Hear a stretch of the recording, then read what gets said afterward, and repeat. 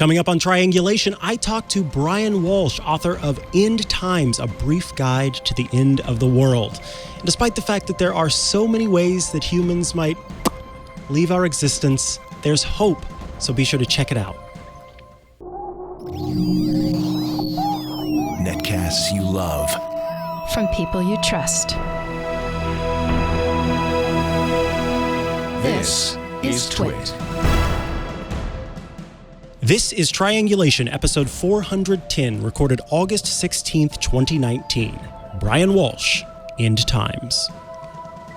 This episode of Triangulation is brought to you by Capterra. Find the right tools to make an informed software decision for your business. Visit Capterra's free website at capterra.com/triangulation. It's time for Triangulation, and I have to tell you, I am so excited. Today we are talking to Bryan Walsh, the 15-year editor for Time, reporter, foreign correspondent. Bryan, you have done it all, and now you've written a book called End Times, A Brief Guide to the End of the World. Thank you so much for being here, Bryan. Yeah, it's great to be here. Thank you. Yeah, happy to have you. And, you know, a little worried after taking a dive through this book. Yeah. In fact, I want to start out, at the beginning of your book.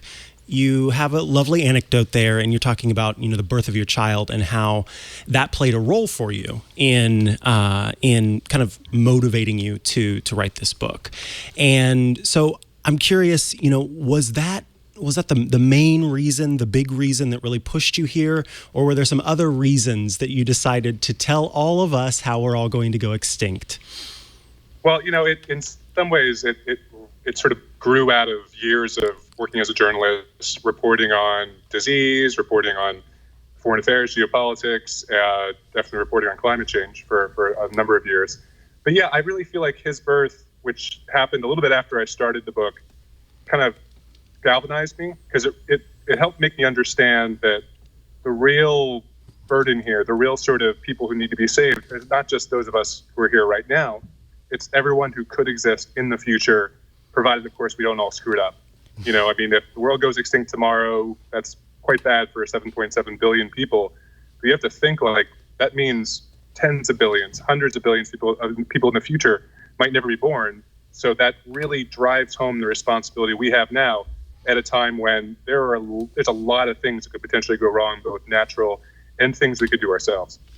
Yeah, you included, there was a kind of a psychological problem put forth, a thought problem put forth that suggested that, you've got one instance of the future where we have complete peace.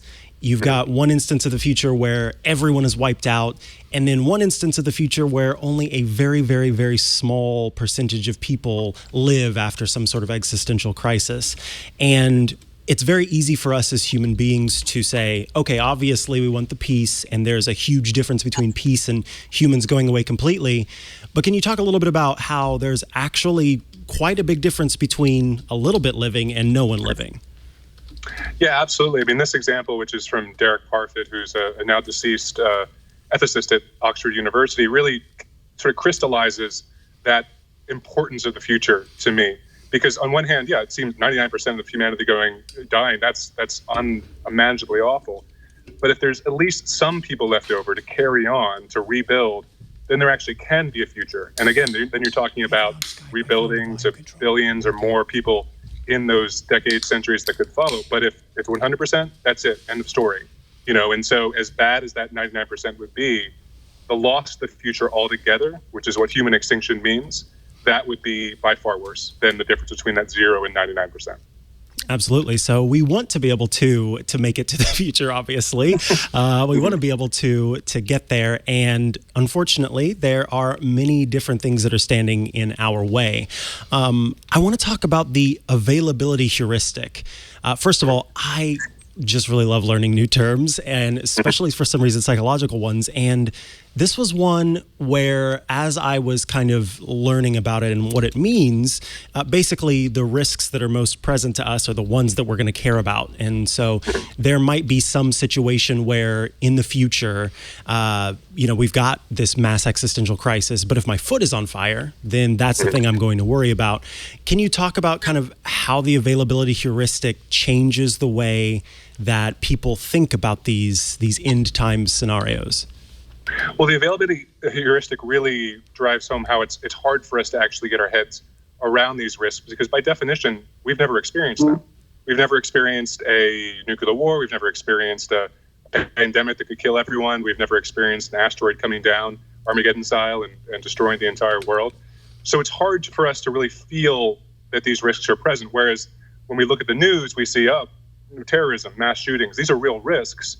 But actually, because they're put in front of us so much, we tend to overstate them. So the availability heuristic really, it both causes us to overstate some kind of mediagenic risks, but then really understate or not even really imagine those big risks that are out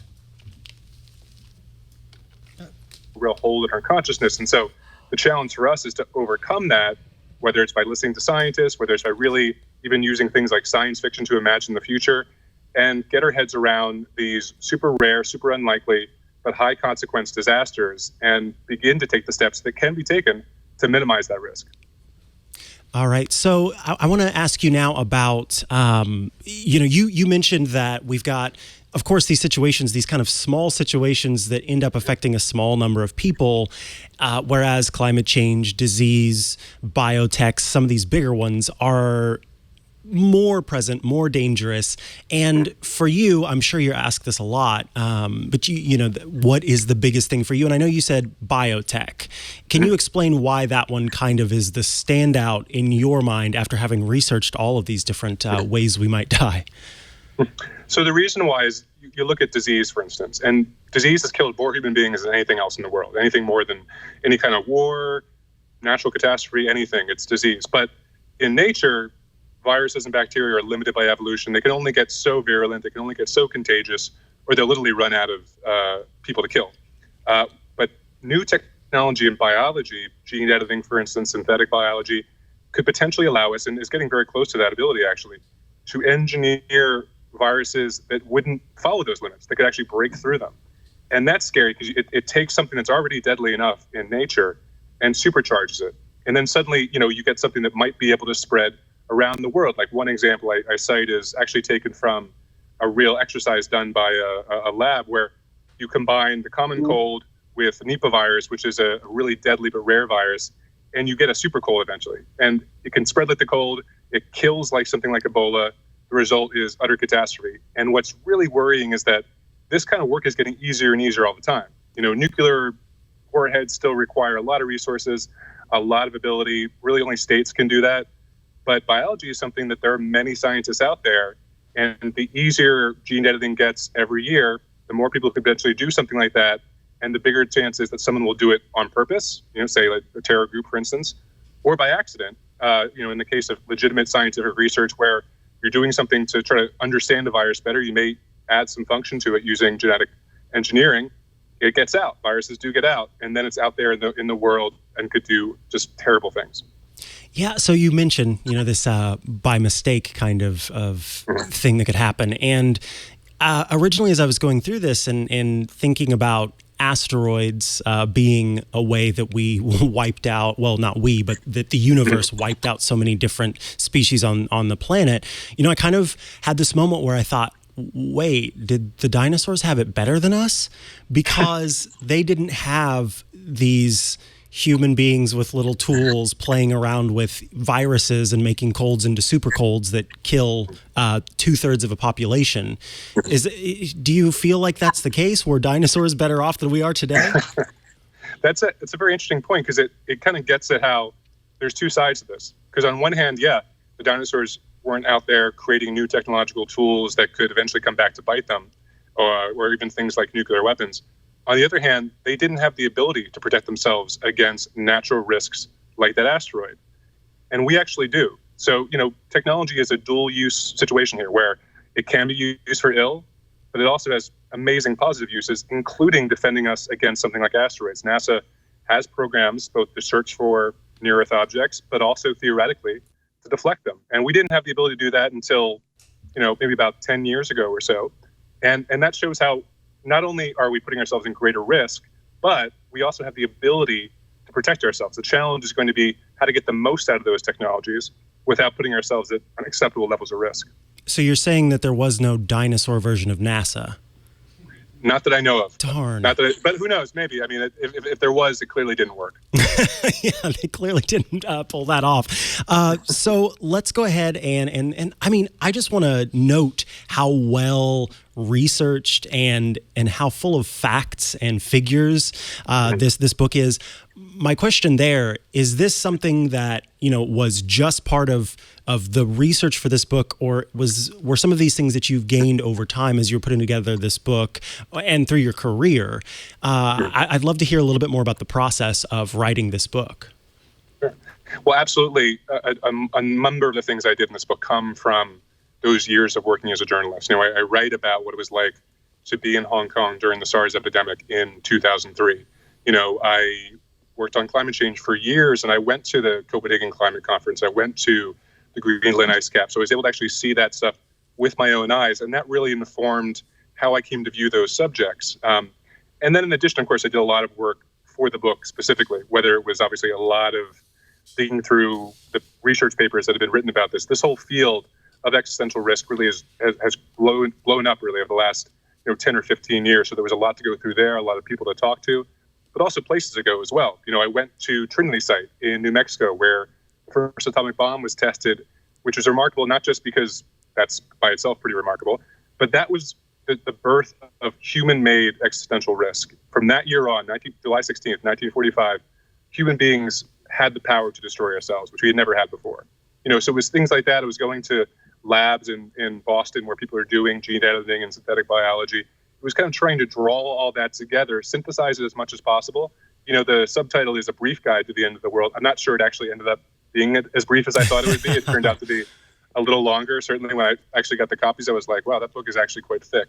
But there's a lot to go through when you're talking about, trying to summarize climate change, trying to summarize the history of nuclear warfare, everything like that. So I did my best to kind of select and pick the things that were most salient to the overall subject. That said, it probably did go on for a bit. Well, now I'm curious, was there something that you kicked off the list? Is there something that you maybe thought could be like dinosaurs with NASA? Maybe that's a way that we might face existential crisis. Anything not make your final book here? Yeah, nanotechnology is something that was considered to be potentially a major technological existential risk in the past. If you ever remember, there's that Michael Crichton book about the gray goo taking over and essentially, ending the human race that way. What I found essentially was that that science had kind of hit a bit of a wall, such that it didn't really. It was hard to, unlike something like biotech or certainly AI, where you can see a path forward to where it becomes even more dangerous. With nanotechnology, it was a little harder to see how it would fit in with all the rest. So I ended up sort of taking that one out. And there are, of course, really sort of unusual cosmic risks out there. I mean, the possibility that a gamma ray explosion, which may have happened in the past and could sterilize life. A few others like that, and I ultimately didn't put them in because they're very, very, very unlikely, but also because there's really almost nothing we can do about them. Asteroids, there's something we can do. Super-volcanoes, we can at least prepare for them, monitor them. But, if gamma rays are going to come from space, that's it. And I know of no means to do anything about that. So I ended up leaving that one out because it felt, I've described it, but I can't really do anything about it. Because this book is really not meant just to describe what it's like, what these risks are, but what we can actually do, what steps we can take to reduce that risk, maximize the chance we have a long and healthy future. Yeah, on the face of it, it feels like, literally, if you judge the book by its cover, it feels a little bit like it's going to be a book of, and here are all the ways you're never going to see your future. But it then goes in and details all of the things that we are doing or the things that we could do. And I appreciate that hopeful look into it. But you earlier you mentioned, it's big right now to be talking about and be afraid of all these existential crises. What is that? We're just ready to punish ourselves? Why are we so fascinated with these end time scenarios? And then how can we explain like the fact that we have this fascination, but at the same time we have that availability heuristic that kind of keeps us from believing in it being a possibility? Well, I think this is something that's common to the human condition, no matter what time we're talking about. Humans have always pondered the possibility that the world could end. Usually it's taken kind of religious connotations throughout history. But, in our case, it happens to be more scientific, and it plays out in popular culture. I mean, I don't have to even list all the Armageddon type movies, including the actual Armageddon, that deal with this. And I think it scratches an itch that humans have to be special. For one thing, like the idea that we are living in end times kind of makes this time seem more important than the past. That's one thing. But there's a difference between being able to imagine or being able to entertain yourself versus actually getting your head around it and do something about it. Because when it comes down to it, we may watch, Walking Dead, we may, watch Marvel movies that are always have the fate of the universe at stake. But on a day-to-day basis, we tend to focus on the here and now, not so much on those more distant, unlikely risks in a way that we can actually do something about it. I have a bit in the climate change chapter where I talk about, you can put yourself in an fMRI, and if you think about yourself, a certain part of the brain will light up really robustly. You're identifying with yourself now. But if you think about yourself only 30 years in the future, that activation is much less robust. And what scientists say is essentially it's almost as if your future self is some other guy that, Wow. You can worry about later. And I think we all experience that on a day-to-day level. It's tomorrow's guy's problem. But when you multiply that over an entire planet and you're talking about much bigger risks that require present action to avert, future destruction, we just don't do that very well. Climate change is probably the best example of that, but that's the case for all of these kind of risks. It's not just that we are bad at picturing them, we don't have the availability with them, but we're kind of content to let the future take care of the future, which I would say is a mistake. Yeah, I mean, it sounds like, I can remember every high school English teacher ever telling me to carpe diem and wanting you to seize the day. And allegedly, we're only thinking about the future or we're thinking about our past. But if I would have gotten into an fMRI, then I would have been able to prove, well, really, I am only thinking about myself right now and seizing the day and living in the moment. And that ends up being a failing in this case because these are... and that was the other term, scope neglect. And Right. it's like we can't fathom on that huge level how big of an issue it is. And despite the fact that there's a small probability of X, Y, or Z happening, when you look at the numbers of deaths, including extinction events, it's a much bigger deal. And so that's why I want to ask you, you mentioned in the book, existential threats have been, or the science around it has been studied less than the life of the dung beetle. So despite our fascination with all of the ways that we might die, including apparently zombies, if Hollywood is to be believed, why do you think that we aren't paying as much attention to that as we are dung beetles? I think scope neglect is a great way to look at it because we don't do very well with damage or death over a certain amount, and there's a researcher at the University of Oregon, Paul Slovic, who's done some great work on this. And, human beings are very good at focusing on one-on-one, dealing with tragedies on a one-on-one level. Anyone who's ever worked for an NGO, for instance, knows you really got to, or even a journalist, you got to make the story live about a person. It can't just be numbers. But these things are numbers. I mean, when you're talking about hundreds of millions of people dying, billions dying, it is a number. And it's not just one person's story. And there's something in us that rebels against that. In fact, so much so we kind of tend to shut off. We definitely saw that during the Cold War with the difficulty people had really understanding the danger nuclear weapons pose, the possibility of nuclear plans that could kill, and this is written down, hundreds of millions of people. It doesn't compute exactly. I mean, there's that Stalin line about, one death is a tragedy, a million deaths is a statistic. That's kind of how human beings are. And it's hard to get around that. Often I think the best way is to figure out some connection to an individual story and make it, salient for you as a person. But that's always going to be a challenge. Until we put the robots in charge and they can just look at the numbers, we're going to struggle to really come to grips with anything of this size, anything of this magnitude. It's not just that we're denying it because we don't want to think about it or it makes us feel bad. We literally the brain shuts off at that point, and overcoming that's very difficult. Now, putting the robots in charge, is that a good idea? You have a section about artificial intelligence, and the idea there, of course, is that at some point, just like we've done with technology, I switched to the latest iPhone. The old iPhone goes out the door, goes to be recycled or what have you. Artificial intelligence in the future decides that humans are obsolete and we're getting in the way and taking up AI's resources. That spells the end for us. But at the same time, I have to go, well, every time I ask who, SIRI, to do something for me, it doesn't work. So where does that kind of rank in terms of the options that you've included in the book? It feels like a pick your own adventure kind of feel. Yeah, I know. I really wrestled with this one. I mean, AI is a tough one because all the other ones, I know they're real. Like, I know biotech is posing a danger now. I know volcanoes could happen, asteroids. Obviously, climate change is happening right now. But with AI, I mean, it's entirely possible that the kind of artificial general intelligence, let alone super intelligence, that we're citing as a real existential risk here might just be impossible. It certainly seems further off than it did, say, 5 years ago. It seems a lot more difficult to really get at what intelligence is and to get beyond the kind of narrow AI, very impressive, but still narrow we've developed so far, and make something that can actually think first like a human and then unimaginably faster and wider. So on one hand, it's like, I'm agnostic about it. I don't know if it's even possible. But if it is possible, then it is quite concerning. And the example you use is about obsolete technology. But I'd use the example of species on Earth here. Now, we're in charge of the Earth. We're top of the food chain, not because we're stronger or have bigger teeth or anything like that.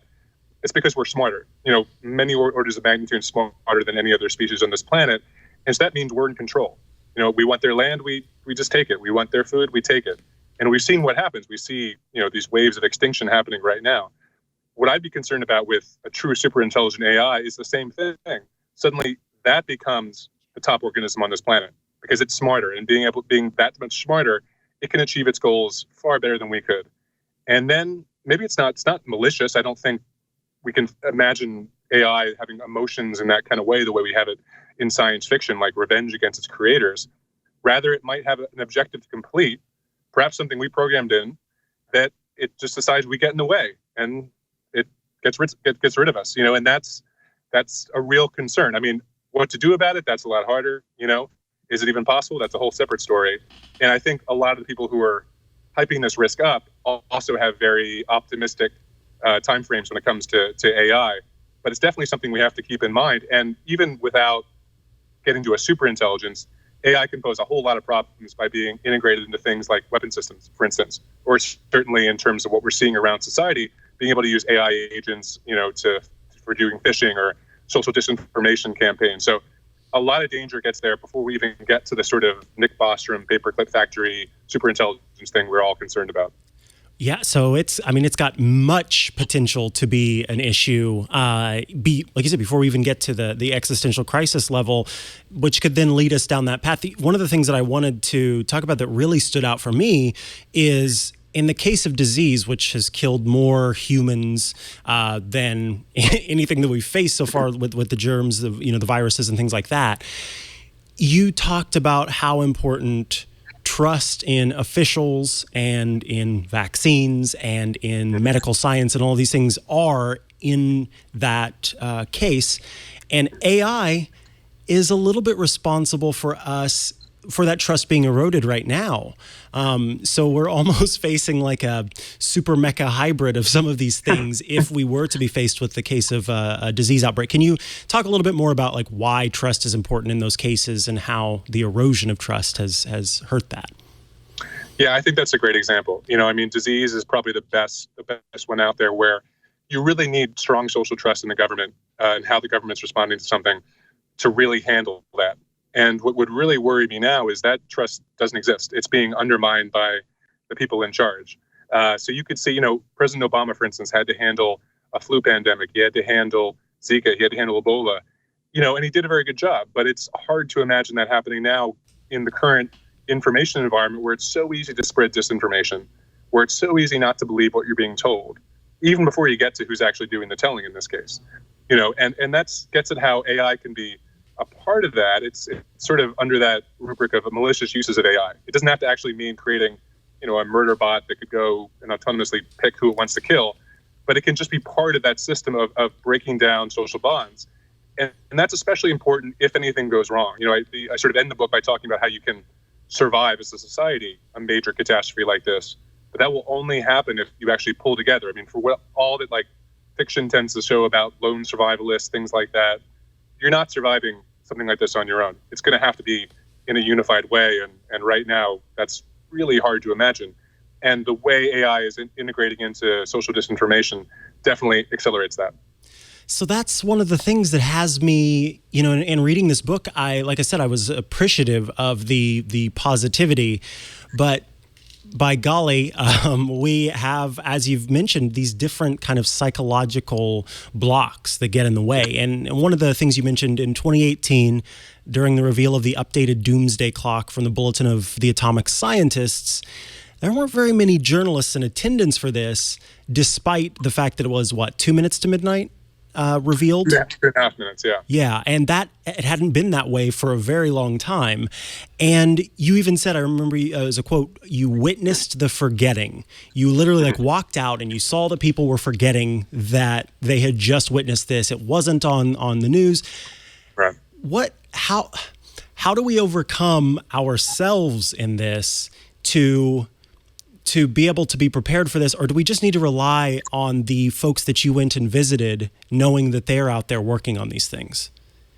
Yeah, it's so difficult, and it reminds me of the years I spent writing about climate change, and it's just hard to get people motivated on things like this. Like, some people always will, and it might be if it fits into their way of looking at the world, But it's hard to get people when they're just naturally focused on their day-to-day life to think outside that. So that's an area where, you need experts. You need experts given the kind of resources to look out for this ourselves. In the same way we have, a Defense Department that's involved in preventing, geopolitical risks in that way, hopefully. We should have and be funding, whether it's NASA, whether it's scientists dealing with AI safety, whether it's people involved in lab safety to make sure that we don't accidentally release one of these things out into the wild. There are all kinds of things that can be done and people who can be funded to really deal with this, and that's what we're going to need more than anything else. And also some patience, I think, and a little hope towards supporting leaders who are stable, who do take a view of the long run as much as possible. The problem is, of course, we're not really doing that. We seem to be going in the opposite direction. And that's one of the things, even beyond the things I worry about with biotech or AI or big rocks from the sky, I do worry about where we are as a society when it comes to ever thinking about, the long term in any meaningful way. And this is the longest of long-term problems. Well, and one of the things, with the overall scope, it's almost like you got to fit all the puzzle pieces together. And when you have all of that data in place, then you can start to open yourself up a little bit and be aware, because you talk about how, the only way to survive these kinds of things, to endure something like this, is if we all pull together. But in order to pull together, we have to understand that this is talking about the survival of the human race itself, because of the availability heuristic, because of scope neglect, because of all of these different things. It's hard for us to do that. And so there is a little bit of a disconnect that we have between those concepts. And, you talked about how being there and being present for SARS was another kind of eye-opening moment for you. And I wonder, is it going to take us having to go through one of these situations in order for us to actually get to the point where we're pulling together? Because there are, I love the anecdote at the beginning, but there are a lot of people out there who have kids who still aren't necessarily concerned that an asteroid might kill us all. Yeah, I think maybe we do have to go through something, and I do have some hope with how we can respond. There's some great work in sociology that's been done that shows that communities in disasters, far from, going at each other, or tearing each other apart over limited resources, you can actually have communities be created out of disasters. That's sometimes what happens as well. That people do look out for each other. That there is a selflessness around humanity that can kick in when the worst happens. So that gives me some hope. It's hard we're not good at preparing. We're not good at anticipating, thinking long term. But when it the chips are down, we do tend to come together. And I would hope that would be the case, even with something as massive as this. That said, it's very hard to predict because we've never experienced anything along the lines of what I'm talking about. Usually, even the biggest natural disaster, say a Hurricane Katrina, a Hurricane Sandy, things like that, they're awful, but they're geographically limited. So you can, if you're living in Seattle, you can help someone in New Orleans or so forth. With something global, that's something we've never experienced before, and that's where things could get really hard. But that said, at the end of the day, I do believe people have a selflessness. I think that's part of the reason we've been as successful as we have been. Mm-hmm. And I would hope that would kick in on some level when the chips are really down. Now, I don't know how often we do this but we're recording this live and we have a chat room that is leaving their thoughts and questions and things like that. So I do want to ask, there's a question from the chat, and the person asks, if an asteroid kills us all, would we know? And you talk about how the asteroid that impacted all those many years ago, all those many years ago, that took out the dinosaurs and all of that, it didn't just happen immediately. It took some time for everything to be destroyed, correct? Yes, exactly. Like we would know. For one thing, we'd probably see it coming. We were pretty good at seeing the biggest asteroids. We've actually found almost all of them that are potentially in our neighborhood. But more to the point, after impact, you would have massive amounts of debris, sulfates put into the atmosphere that would essentially blanket the Earth. And what you would have was drastic global cooling. This is what essentially ultimately happened after the dinosaurs, that would just kill plant life, make farming almost impossible. So while, of course, many people would be killed probably in the initial impact, the real effect would be felt in asteroid winter is the term, actually, impact winter, that would, without preparation, without a lot of good luck, could kill us all, could essentially make it impossible to feed ourselves. And that's a dark scenario to really imagine. But there are some things we can do now in terms of developing certain kinds of alternative foods that may not require sunlight that could be enough to allow some people to survive after that. But that's the kind of thing that has to be done in advance. It's very hard to create that after the worst thing that's worse than anything that's happened to human beings actually does happen. Right. And that's kind of one of the things that you talk about as a difference between certain effects in this, where we have people who are working ahead of time to prepare. We have people looking for asteroids to that could hit the Earth, and we have space missions that could take place that would help us to get those asteroids out of the way or break them up or what have you. But you mentioned that a super-volcano, a super eruption, we're not doing a whole lot about that. And is this another case of having the availability heuristic? Because you said, too, that, this is one of those issues where volcanoes have tried to kill us before, and they've done a pretty good job of it. They're pretty, other than disease, they are pretty prolific, right? Oh, absolutely. I mean, supervolcanoes are sort of the unknown but quite serious existential threat out there, especially when it comes to natural ones. Supervolcano eruptions happen far more often than big, major scale asteroid impacts. And they've even sort of slightly less than super ones have happened within the last 100 years. There was last 200 years, sorry. There was one called Tambora in Indonesia in 1815 that blew up 7 out of 8 on the VEI scale, which is kind of the Richter scale for volcanoes. It created global climatic effects, like palpable cooling. It was called the year without a summer the next year. Hundreds of thousands of people probably died of starvation because of that. And that's, within the history of the United States. And you go back further, you can see other sort of major climatic effects that have happened because of volcanoes. So but at the same time, just not quite available enough for us. There are no photographs from that time. It's 1815. It's beyond sort of modern memory. But we know those things happen on the scale of every few hundred years. So we can expect one sometime soon. And then the really big ones, the VEI 8, the supervolcanoes, they may not happen for 10,000 years. It could happen very soon. But, we don't really have a very active volcanic monitoring system. We have one here in the U.S. We're looking at Yellowstone, which is the best known example. I mean, we have people working, ensuring that we know if anything's going to happen with that place. But there are more than a dozen other potential supervolcanoes around the world. They don't all get that kind of attention. And what we could really use would be kind of a global system something similar to what we've done with asteroids. But there's not a whole lot of attention being paid to that right now. Volcanologists, unfortunately, they even told me like they felt a little jealous after like Armageddon and Deep Impact in the 90s kind of brought that asteroid threat home. I don't know if we need like a series of volcano disaster movies, from Hollywood to make a difference. Yeah, it sounds like we need to get people on that a little bit more. Someone call Ben Affleck like stat. Right, because that's the only way if the volcanoes happen. Now let's talk about how mistakes might end up being one of the big. It's not even just in the case of a nuclear holocaust, in the case of the end of humanity, but in several of these fields. Again, it's.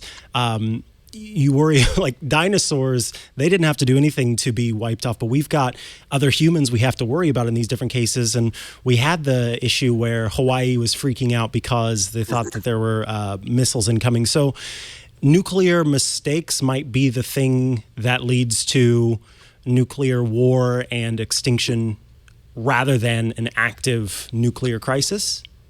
Yeah, I think that's much more likely. In the case of nuclear war, what we saw during the Cold War was that the real danger was from that accident, from some computer misinterpreting a signal, from someone thinking something was happening and then feeling the need to respond. The nature of nuclear weapons means they have to be fired very fast. It takes, a few minutes, essentially, 15, 20 minutes, I think, half hour at most, for a ICBM to get, say, from Russia to the US. That's very little time to authenticate such a launch, know it's real, and then shoot it back. And of course, you're under a sort of use it or lose it kind of situation with nuclear weapons, like with missiles on the ground. If you don't shoot them, you could lose them, and then you actually lose that war. So that puts a lot of time pressure on you, and it's less likely that someone will actually try to win a nuclear war than it is someone will make a mistake, the other country will feel the need to respond, so forth and so on. And next thing you know, you have thousands of warheads flying through the air, and that's all she wrote. And that's true for other situations as well. For something like biotech, yes, we're very worried about, all right, will someone use these new technologies like a terror group to create a kind of super smallpox or what have you? But as equal risk or perhaps bigger is the idea that scientists will be using this for legitimate research, and then a mistake will happen. Labs have mistakes all the time. Just last month, the CDC shut down the U.S. military's top infectious disease laboratory because of safety concerns. And that's a lab that was working on things like Ebola, like smallpox. So that's not a good feeling. The idea that, you could supercharge these viruses for totally reasonable reasons, to create a vaccine, say, or understand it better. And then next thing you know, something gets out and, you have essentially like a Stephen King novel. Oh, good. Our lives will be Stephen King novels. You heard it here. We do need to take a quick break. We are here with Bryan Walsh, writer of End Times, not writer of The End Times, but certainly telling us all about how humans might go extinct. Thank you so much for being here with us, Bryan. Absolutely. Yeah. All right. Now I want to tell you all about this episode's sponsor, which is Capterra. Capterra is the leading free online resource to help you find the best software for your business. Tied down at work, or you need to figure some sort of software solution out for you, well, don't let your software search kill those summer vibes. Now you can ditch the office overtime and find options for your business in minutes with Capterra. Read hundreds of thousands of reviews and make finding the right software for your business a breeze at Capterra.com/triangulation. Capterra is the leading free online resource to help you find the best software solution for your business, with over 975,000 reviews of products from real software users. Discover everything you need to make an informed decision. Search more than 700 specific categories of software, everything from project management to email marketing to e-commerce software. No matter what kind of software your business needs, Capterra makes it easy to discover the right solution fast. Join the millions of people who use Capterra each month to find the right tools for their business. It's so easy to find exactly what you're looking for. There are loads of different categories, and each of them shows you the different features that are available, the platforms that they work on, and who it offers training for. It's simple to find the right product for you, be it for writing, for making sure that your grammar is correct. They've got it all at Capterra. So visit capterra.com/triangulation for free today to find the tools to make an informed decision for your business. That's capterra.com/triangulation, capterra.com/triangulation. Capterra, software selection simplified. Thank you so much, Capterra. Alrighty, we are back with Bryan Walsh, and we are talking all about the end times and all the different ways, or at least many of the most likely ways that we might end up experiencing the end of the world, or at least the end of our world. Because there is a difference there, right, Bryan? This is talking about the end of humans, correct? That is true, and that's a really good thing to keep in mind. The planet, the world itself, a lot harder to kill than human beings. We've seen on this planet 5 great extinction waves in the past. One caused by asteroids. Most of the rest actually by a mix of volcanism and climate change that wiped out, 75, 80, 90% of life on this planet. But, life renewed itself. And over the course of those, hundreds of millions of years brought us to where we are now. So while we may be vulnerable and we could go extinct, I think life on this planet is quite hardy. And who knows, we could go extinct and someone might replace us in 500 million years, some other species that's intelligent and also then has to deal with the same kind of stuff we're dealing with right now. Yeah, I think I saw there was a photo of a person who, had like a recycling symbol on their shirt, and it was an illustration, and, he's talking to Mother Earth, and he's like, I'm really trying to do my best for us, and I hope that everything's going to be okay. And Mother Earth is like, yeah, I'm really sorry to see you go. And then he kind of has this moment of like, oh, right, it's just me who's going. And then Mother Earth is like, all right, here's a hug. Now, bye-bye. Yeah. We might see the end, but in the past, we've had the asteroid, we've had these super-volcanoes, and Earth still lives on despite us. But I want to talk about aliens. And this is one of the most terrifying things in my mind, not for what people are probably thinking, but because of the different theories that are out there. And the one theory that just kind of made me, they gave me a chill in my whole soul. There's, of course, the theory that we just haven't come across aliens yet. There's a theory that we have come across aliens and we don't know it. But then there's also the theory that mathematically, logically, and with every possible way we can throw science at something, aliens have to exist, but there's a reason we haven't seen them, and it's pretty depressing. You want to talk a little bit about that? Yeah, what you're talking about is Fermi's paradox, which is, huge galaxy, huge universe, and increasingly we discover a lot of planets out there that seem to be capable, as far as we know, of actually harboring life, and yet we don't hear anything. And so there's a number of theories, as you said, like maybe we just haven't found them yet. It is a big universe. Maybe they're not calling to us. Maybe there's some reason there, or maybe they don't exist. And could be it's just us. Could be that intelligent life, is so incredibly unlikely that we really are the only ones out there. Or, and this is where it gets really important for the subject we're talking about, it could be that there's something about intelligent life that tends to destroy itself. You reach a certain level of technological development, say nuclear weapons, say gene editing, say climate change, which could be something we see in other planets as well. And life just tends to wipe itself out. That's why we don't see any evidence out there, not because we were alone, but because all these civilizations are sort of on a clock. And that could mean that we're on a clock too. And when you look around at all the risks we face, that's pretty worrying. I mean, that I would feel a lot better if we see something out there. Or the other way, which is that, like, if we're alone for real, because it's impossible for other life to exist elsewhere, then that, might give us some hope too. But the idea that there were other civilizations out there that have been destroyed or destroyed themselves, and that's why it's silent, the great silence, as one writer has called it, that's very worrying, because that means that silence could be in our future as well. And I need to double down on that. What this says is there's something just wrong about, there's something that goes wrong when we get to the point of having intelligent life, that we end up destroying ourselves. Or in the case of these aliens, they ended up destroying themselves. Before you get to the point, the Star Trek future, as it were, where you can go from planet to planet, something ends up happening that wipes out those species, those intelligent life forms that exist elsewhere. And we might be on the cusp of that, seeing as how we've got space travel. We just don't have beyond our solar system space travel, or beyond our galaxy space travel. And that's huge. That's terrifying. And then in this case, it's almost as if the aliens concept, this idea that there are others that had this happen and maybe they didn't exist, or they were blotted out of existence.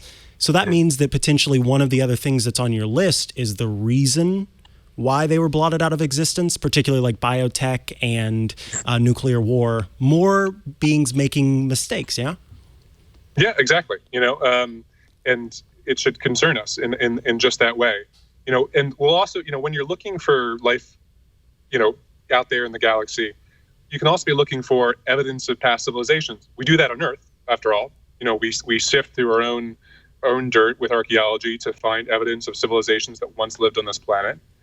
We could also be doing the same thing in space. These are called necrosignatures. These would be evidence of past but now dead civilizations, let's say an irradiated planet from nuclear war, or a planet where the climate seems to have gone off kilter. There's all these possibilities out there, and if we see evidence of that, that would be very alarming. I think that's something that really scares the existential risk experts the most, is the possibility that we'll sort of stumble on a kind of galactic graveyard of civilization, because that would indicate. Because also, in the past, scientists have always hoped, those involved in this kind of search, well, if we discover aliens, they'll be benevolent and wise and know how to live and maybe help us. But a bigger risk is that they could have just learned to destroy themselves, and that could be our future too. So does that mean that, do we have anybody out there that's kind of hopeful that finding these alien graveyards could be helpful to us because we could learn from their mistakes? Or is it just kind of like, if you see that, then we are out of luck? Well, I think we know what those risks are likely to be. They're sort of outlined them in that book. We know, hey, don't have a nuclear war. If we see that there's been a nuclear war elsewhere, we'll know, yeah, that can destroy you. Gene editing carries its risks. Climate change clearly does. There's a great scientist by the name of Adam Frank at the University of Rochester who wrote a book last year called The Light of Other Stars, where he kind of posits just that like climate change could be some kind of universal phase that technologically advanced civilizations pass through. That, it doesn't matter if you look like us, or you're Vulcans, or you have 4 tentacles or whatever, you're going to have to use energy, and the use of energy can change the climate. And so if we start to see evidence of that, that should be a sign that we should be worried about that. So it's all just kind of trying to, just in the same way that we look to history to give us signals about our own future. In this case, we'd essentially be looking at galactic history, because of course, when you're looking into the galaxy, you're actually looking at the past, because you're getting light that traveled, hundreds or thousands of years before that. Mm-hmm. And in the same way you try to take lessons from our own history, we can try to take lessons from whatever kind of galactic history we might find. And this is very sci-fi stuff, because we haven't found evidence of anything so far. But if we did, it would really open up the door in a lot of ways. Man, it'd be cool if my business card said galactic historian. I got to tell you, that sounds great. So climate change, you mentioned, and I kind of left this one for a little bit toward the end, because this one, I think for a lot of people is one that, had to make the list, obviously. And there's every reason for it to be on the list. But you kind of talked about how it's a little bit different from some of the other things that are there, because it is kind of the very poorly orchestrated dance between the planet and the inhabitants of said planet that makes climate change a thing. That it's not one or the other, and it's because of both that come together that has caused these issues. So we, of course, man-made climate change is a big concern. And what you were saying there is that, other planets or other life forms may have experienced it too, just because of the way that the process works whenever we start to learn how to use fuel. Mm-hmm. Yeah, absolutely. Climate change is it stands apart from all the rest of the chapters here, because for one thing, it's happening right now. With these other ones, they tend to be binary, like the asteroid either hits us or doesn't. Nuclear war happens or it doesn't happen. But climate change is happening already. We know it's going to continue to get worse in the future. The question really is how worse. And as you noted, that's going to be a result of the relationship between what we do as a society, how we reduce or don't reduce carbon, other things we do to the environment, and also how the environment responds to us. There's a range of possibilities in the future because of both factors, because depending on how society responds, but also how the climate responds. And so on one hand, we know it's going to happen. Is it going to be an existential risk? That's harder to say. Probably only if we get the worst of the worst possibility. Only if we really do very little to reduce carbon emissions. And then if the climate system itself turns out to be very sensitive to all that carbon we're putting into the atmosphere. And so instead of getting like 3 or 4 degrees of warming Fahrenheit, you're looking at like 8, 9, 10. That would be very hard to respond to. That would be very hard to adapt to. I think we can adapt, while taking a lot of loss to some of the lower estimates. But if we get that double 6 roll or double ones, whatever, snake eyes roll, that's when things get very bad, and it's hard for us to know that right now. I know a nuclear war could end humanity. I don't know at what point with climate change that'll be the case. That's not to say don't worry about it. That's not to say don't prepare for it. In fact, what you want to do is take all the reasonable actions you can to reduce the risk, to reduce the chance of getting that really bad roll. And that's kind of where we are with this one. And it's never going to go away. Unlike the other ones where, again, like it either happens or doesn't. You could have thousands of years pass between now and the next supervolcano eruption. Climate change is going to require daily managing. It's like a diabetes or a lifestyle disease that will always be with you. And you have to deal with it. And if you don't, it can metastasize. And when you get into the situations where you're looking at the future of society, really. And again, we have this issue of us not connecting with the existential risk that exists, because it might be a cancer for Earth that needs to be maintained and monitored, but because it's not a cancer within me, then I don't necessarily see it as front of mind and important. And this is where I kind of am curious about how, evolutionarily speaking, we have these base instincts in our brains that at a time when it was more necessary, we needed to protect ourselves based on split decisions, a part of the moment decisions. And so it was more important for us to be aware of that blood-sucking leech that's on our body versus something that's, 10 miles down the road. So are we looking at a failing of the human species that can't be overcome? Or are you hopeful that we can kind of overcome that base cave person brain, as it were? I'm not sure we can ever really overcome that base cave person human brain. I think that's ingrained in us. I think it's always going to be hard for us to plan for the future, the farther future especially. And that's kind of what I really tried to do in the climate chapter, is really talk about the difficulty of dealing with the future, because the climate change is always going to be a threat that will unfold in the future. It will become worse in the future. But we can only act in the present. So you're actually asking people to take sacrifices to a certain extent or change priorities now, largely to help people who they may never actually live to see. And that's a tough thing for the human brain. So my hope actually is that, and it's a bit of a shortcut, but since I'm skeptical you can really change the human psychology in that way, I hope we can invent new technologies that allow us to have both, essentially. I talk about one in the book, which is air carbon capture, the idea that you can just turn carbon dioxide from something that is almost like a sin now to emit to something that just, it's like cleaning up the garbage, essentially. Just you can take it out of the atmosphere. We can sort of pick what level we want. That's still science fiction at that point, but we're on the way to get there. And I just have a feeling, based on all the reporting I've done, the experiences I've had, that it's going to be very hard to get human beings on sort of a daily level and our political leaders to really focus for that far-reaching threat. The better option is to kind of just figure out a way to diffuse it technologically. I think that's our best bet, even though, as I say in this book, the technology poses risks of its own.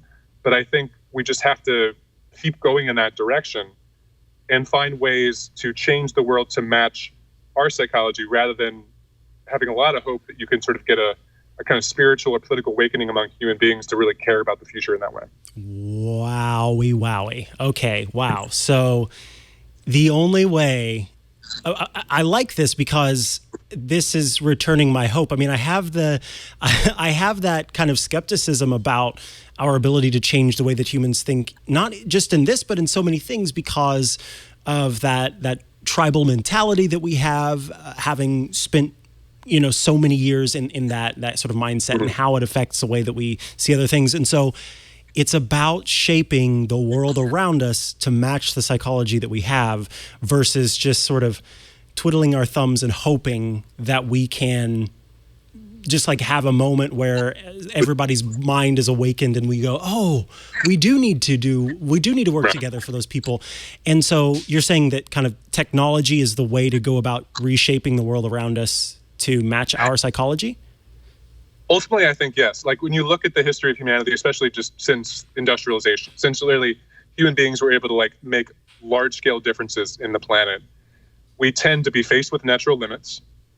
We find an innovation that gets around that, but that innovation always creates new problems. Like, there's never a time when you're like, oh, we're all good, everything's safe, we've hit a good sustainable level. No, we're always sort of moving forward, that we have new problems, we try to innovate around those problems, and that creates new problems, so forth and so on. And we just have to keep doing that, I feel like.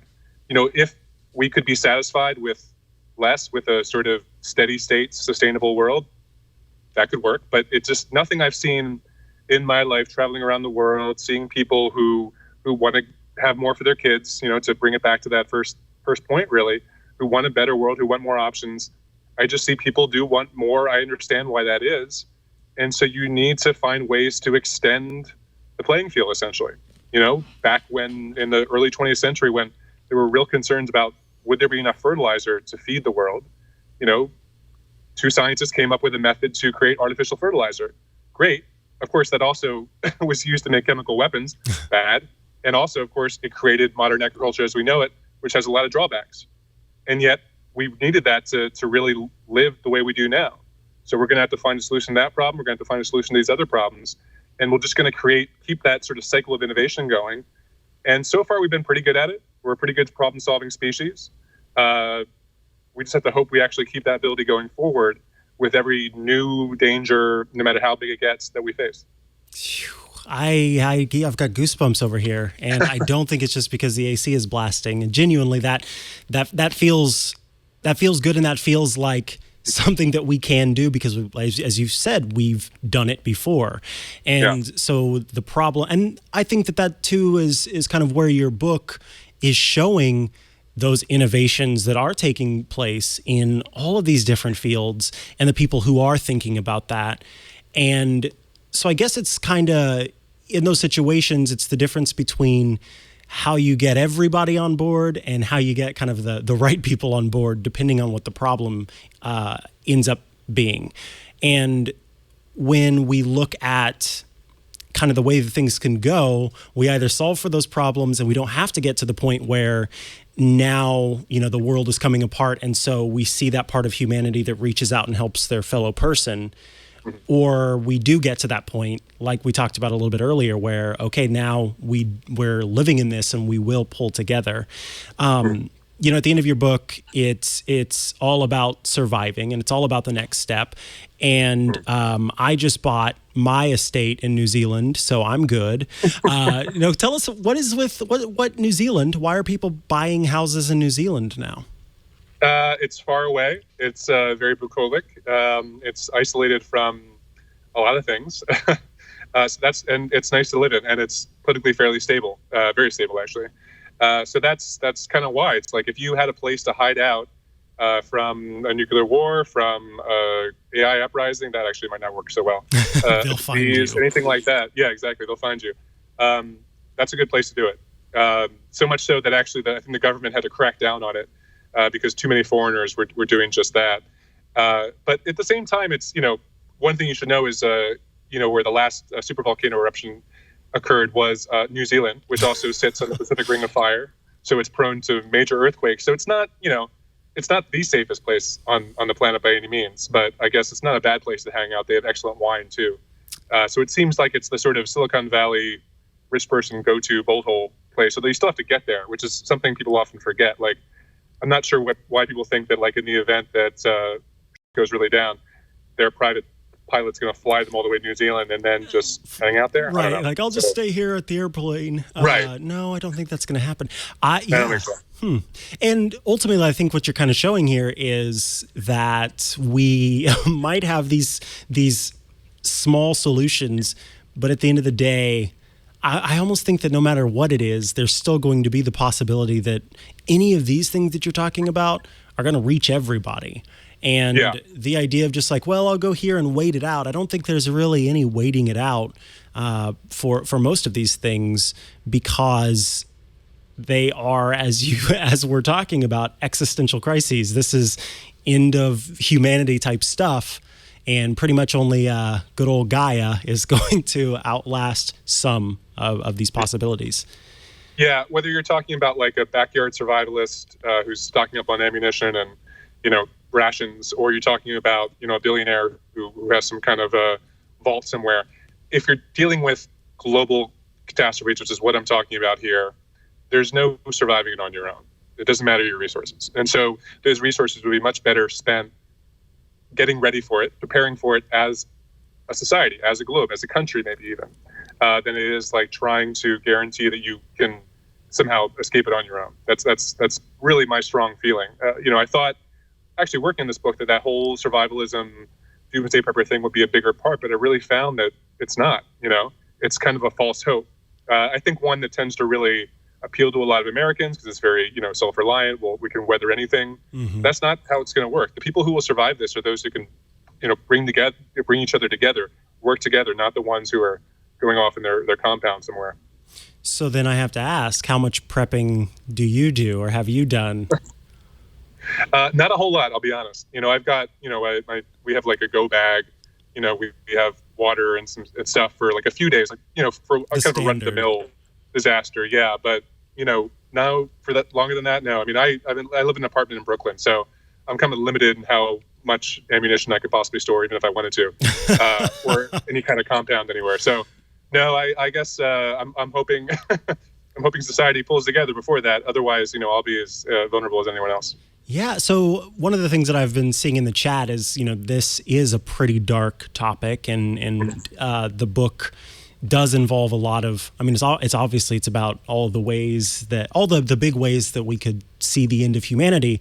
But you wrote this book after having spent years covering all of these different kinds of topics, and you were just chuckling about having hope for humanity, like with a smile on your face. So it hasn't turned you, you don't have like bags under your eyes and you're drinking like a huge cup of coffee and just hoping, that you can make it to the next day. You have hope for humanity. And so do you feel like this book brought you more hope, or did the book, did you already have that hope beforehand? How has the book kind of influenced your hope for humanity and your desire for us to pull together in these kinds of situations?